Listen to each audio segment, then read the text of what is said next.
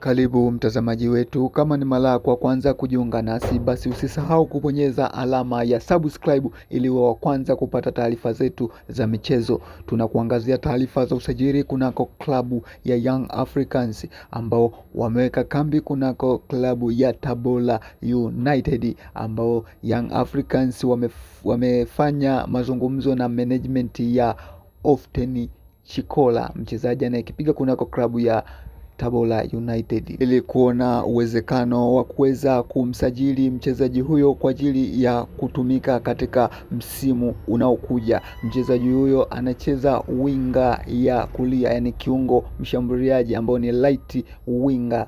Mchezaji huyo amekuwa na kiwango bora sana katika msimu huu akiwa na klabu hiyo ya Tabora United. Hivyo Young Africans wanahitaji kuboresha kikosi chao, wanahitaji saini ya mchezaji huyo. Basi ndugu mtazamaji wetu, endelea kubaki nasi kwa kubonyeza alama ya subscribe.